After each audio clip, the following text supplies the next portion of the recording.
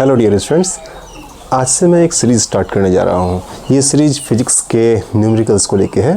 ठीक है, आज से लगभग 6 महीने मतलब कि दिसंबर तक, ठीक है, दिसंबर तक लगातार हर रोज़ मैं आपको कुछ सेलेक्टेड क्वेश्चंस देने जा रहा हूँ जो बहुत बेहतरीन क्वेश्चंस हैं। कुछ क्वेश्चंस आपके एनसीईआरटी से हैं और कुछ एनसीईआरटी से बाहर हैं।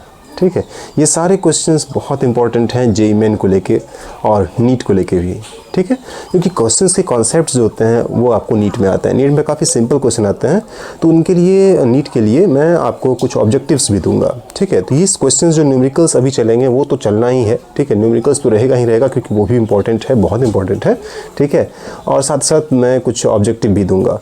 लगभग 1000 क्वेश्चन का ये सीरीज़ रहेगा। ठीक है, 1000 न्यूमेरिकल्स का। ओके, तो 1000 अप्रॉक्सीमेटली 1000 न्यूमेरिकल्स रहेंगे।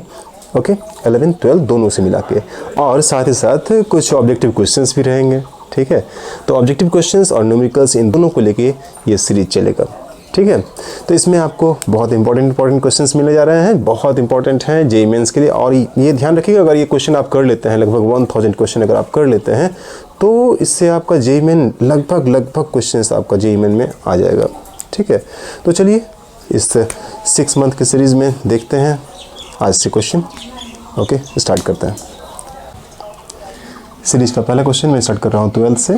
ठीक है, इसके साथ साथ 11th के भी चैप्टर्स को करते जाऊँगा। ओके, 12th का हिस्ट्री कर रहा हूँ क्योंकि 12th में भी आप प्रेजेंटली पढ़ रहे होंगे और जो जेईई मेन देंगे वो रिसेंट 12th में होंगे या 12th पास आउट होंगे। ठीक है, तो इन्हीं को ध्यान में रखते हुए मैं स्टार्ट कर रहा हूँ कि न्यूमेरिकल्स सिर्फ बना के सॉल्व करके नहीं देना है आप। ठीक है, ये नहीं कि सिर्फ सॉल्व करके मैं आपको दूंगा। न्यूमेरिकल्स बनाने के साथ साथ मैं तरीका बताऊंगा कि इसे कैसे मतलब कितना इजी वे में सॉल्व कर सकते हैं, फटाफट कैलकुलेशन कैसे होगा, क्योंकि टाइम मैनेजमेंट बहुत ज़रूरी होता है एग्जामिनेशन हॉल में। ठीक है, तो आप न्यूमेरिकल्स को कितना फास्ट बना सकते हैं ये भी हम लोग सीखेंगे। ओके, देखते हैं कैसे बनाते हैं और कैसे करते हैं, क्योंकि सिर्फ सॉल्व करके आंसर लाना नहीं है। ठीक है, ट्रिक सीखना है। देखिए कह रहा है क्या question, the repulsive force between 2 particles of same mass and charge. Question पढ़ते समय क्या करना है, पूरा पढ़ के सोचना नहीं है। ठीक है, फटाफट क्वेश्चन पढ़ते जाना है और डायग्राम ड्रॉ करते जाना है, जो मन में आता है फटाफट करिए, सीखिए, देखिए कैसे काम होना है, क्योंकि समय बचाना है हमें। ठीक है, देखिए the repulsive force between 2 particle, तो ये समझ में आ गया 2 पार्टिकल है of same mass and charge. इतनी बात समझ में आ गई है कि हमारे पास 2 पार्टिकल है जिनका मास सेम है, mm जो भी होगा, मास गिवन होगा तो बाद में दे देंगे। ठीक है, अभी mm कर दिए। ठीक है, और सेम चार्ज। ओके, जो भी होगा सेम चार्ज, तो सेम मास सेम चार्ज का 2 पार्टिकल है और इनके बीच में रिपल्सिव फोर्स है, तो कुछ ना कुछ डिस्टेंस पे सेपरेटेड होगा। ठीक है, तो separated by a certain distance लिखा भी हुआ है यहाँ पे, separated by a certain distance. अब डिस्टेंस कितना है पता नहीं, गिवन रहेगा तो ठीक है, नहीं है तो हम डी लिख रहे हैं, डी का वैल्यू जो भी हो। कह रहे हैं कि is equal to the weight of one of them. क्या इक्वल है, रिपल्सिव फोर्स। अब स्टेटमेंट फिर से पढ़ना पड़ रहा है हमें कि क्या equal, the repulsive force between 2 particle, 2 particle के बीच का रिपल्सिव फोर्स। ठीक है, जिसका कि मास और चार्ज सेम है, separated by certain distance, is equal to, the repulsive force equal है किसके इक्वल है, is equal to weight of one of them. ठीक है, तो इन दोनों में से किसी एक का वेट, दोनों का वेट एक ही होगा क्योंकि दोनों का मास सेम है। ठीक है, तो ये repulsive force F is equal to कितना है, m g। ओके, समझ में आई बात। तो फोर्स इक्वल है वेट के। अब कह रहा है कि find the distance between them, इनके बीच का डिस्टेंस क्या होगा, इन दोनों मास के बीच का डिस्टेंस d क्या होगा।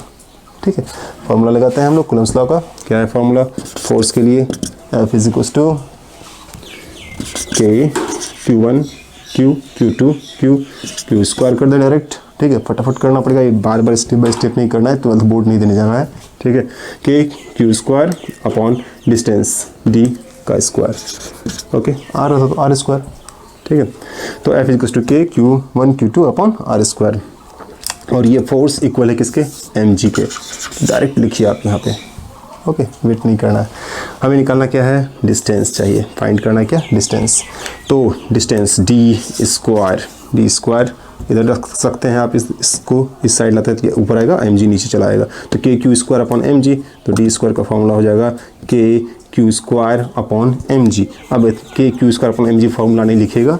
ठीक है, क्या करना है, सीधा वैल्यू लिखिए, करना सीखिए फटाफट काम। ठीक है, के का value 9 × 10 to the power 9, okay, into Q square Q1 Q2, Q कितना है यहाँ दिया हुआ है, चार्ज ऑफ पार्टिकल कितना है 1.6 इंटू 10⁻⁻19 का स्क्वायर है।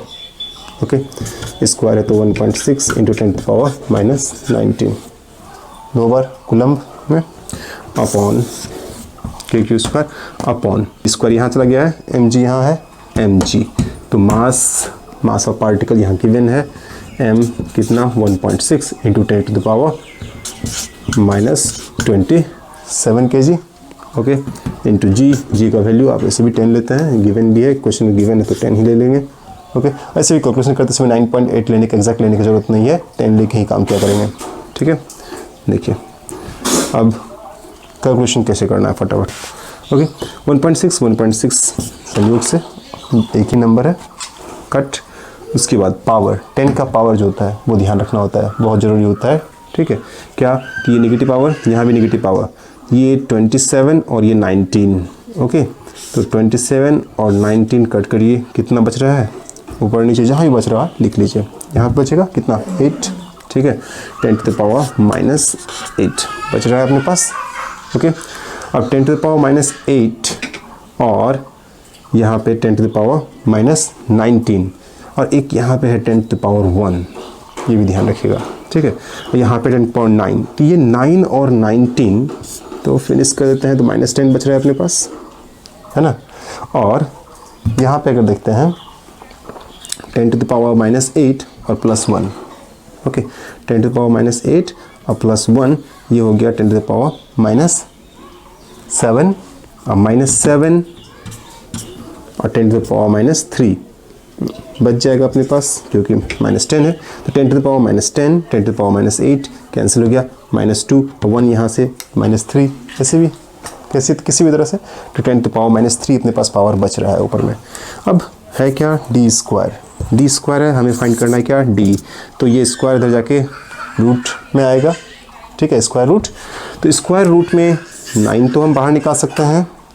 ठीक है, 9 को हम निकाल सकते हैं स्क्वायर रूट से बाहर, और क्या वैल्यू अपने पास है, यहाँ कोई बचा क्या, यस 1.6 का स्क्वायर रूट मुश्किल है। ठीक है, लेकिन 16 बहुत इजी है, इसको 16 कर लीजिए, इस पॉइंट को हटा दीजिए। ठीक है, अपॉन 10 कर लीजिए, 10 का पावर ऊपर आ जाएगा -4, या ऐसे भी एक डेसिमल के बाद पॉइंट है, हम इसको हटा रहे हैं तो ये बढ़ रहा है, ये बढ़ेगा तो इसका वैल्यू घटेगा 10 के पावर में, 10 के पावर वैल्यू -3 था तो उसको हम -4 बना दिए। ठीक है, आप देखिए अपने पास स्क्वायर रूट निकालना कितना इजी हो गया, 16 यहाँ पे पुट कर दिए इंटू 10⁻⁻4, सारा का सारा ईजिली आप देखिए ये निकालना कितना इजी हो गया। ठीक है, 9 का स्क्वायर रूट 3 इंटू 16 का 4 इंटू 10⁻⁻4 का -2, ये होगा 3 4 12 इंटू 10⁻⁻2। ठीक है, मतलब 0.12, तो इसका डिस्टेंस जो हो गया ये कितना आ रहा है हमें, डी का वैल्यू 0.12 मीटर, ऐसा यूनिट में। ठीक है, यस या सेंटीमीटर लिखना चाहेंगे सेंटीमीटर लिख लीजिए। ठीक है, 12 सेंटीमीटर। ओके, 1 मीटर में 100 सेंटीमीटर मल्टीप्लाई कर लीजिए, हो गया, समझिए। तो ऐसे ही बनाएंगे क्वेश्चंस। आप देखिए, समझिए, वीडियो पॉज करके पहले आप क्वेश्चंस देख लिया कीजिए, क्वेश्चन देखने के बाद इसको बनाइए।